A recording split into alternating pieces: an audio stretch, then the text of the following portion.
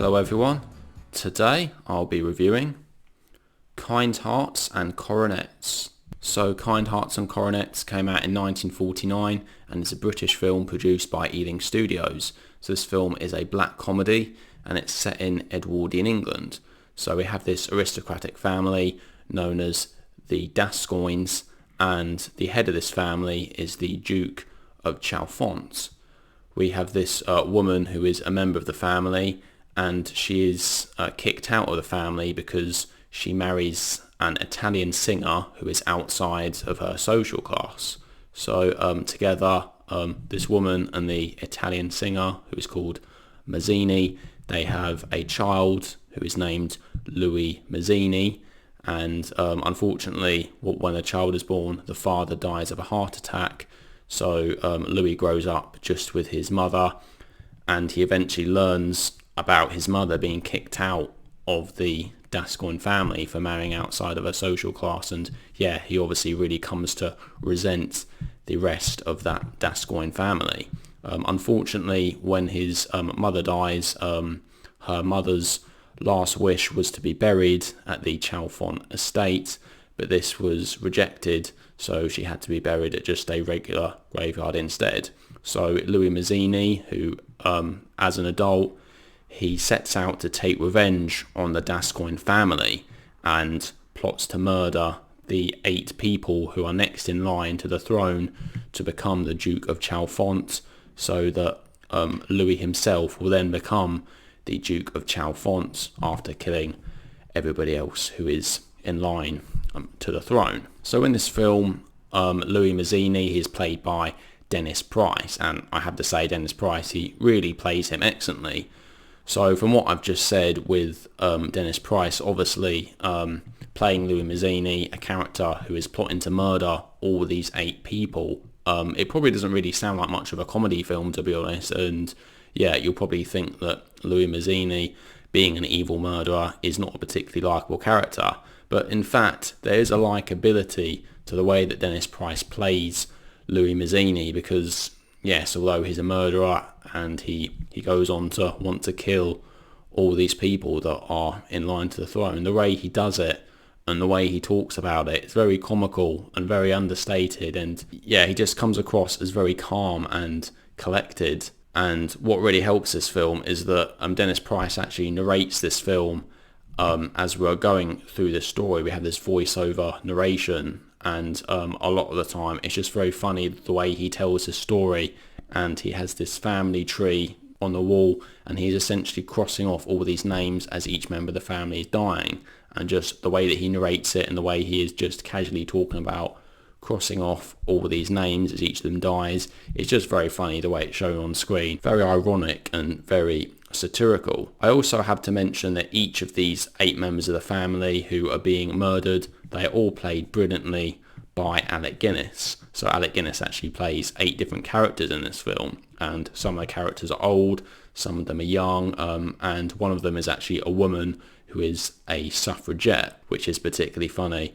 But it's just amazing how Alec Guinness, obviously what a talented actor he was managing to play each of these 8 different characters with having all this makeup put on, with a different body language and posture and everything. And he just makes each of these characters completely different and completely individual. And it really is just amazing to see how, each of these characters can be individuals on screen while just being portrayed by that one person. And each of these characters that Alec Guinness plays, they are all completely different. One of them is a reverend, one of them is a banker, one of them is a general, one of them is a lord, and they're all just completely different. And as we get to know each of these characters, it was almost quite sad whenever we meet them, knowing that they are eventually going to die or be killed off by Louis Mazzini. So we do also have a bit of a romance angle here as well. So Louis Mazzini, he is in love with this woman who unfortunately marries somebody else, but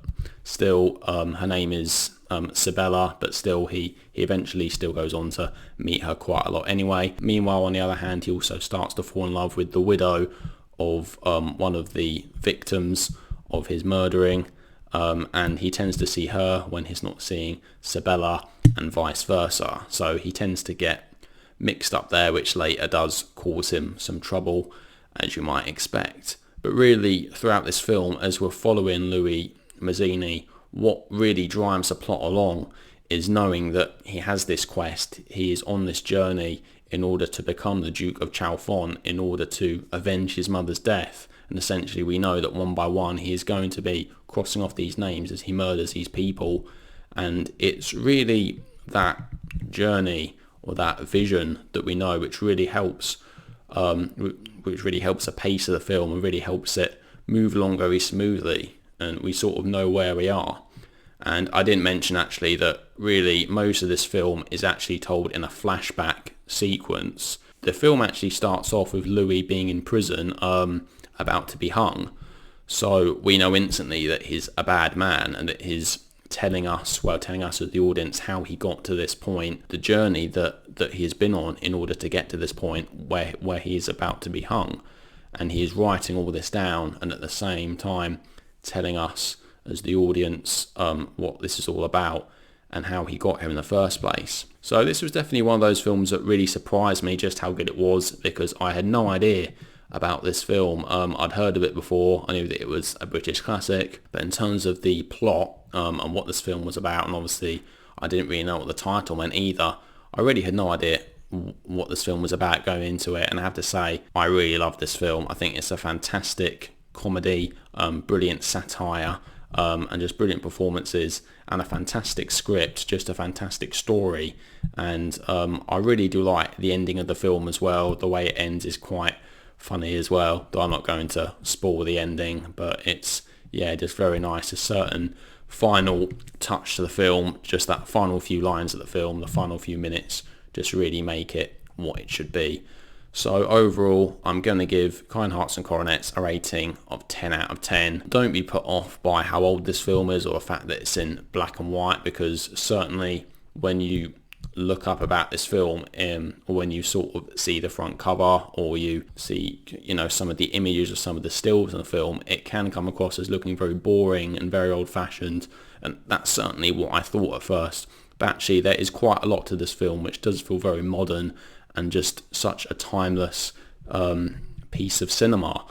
And yes, one of my biggest surprises in terms of going into a film, in terms of what I actually thought of it. So I can wholeheartedly recommend Kind Hearts and Coronets. So there we go. So that is my review of Kind Hearts and Coronets. So what do you guys think? Have you seen Kind Hearts and Coronets? Do you like it? Do you dislike it?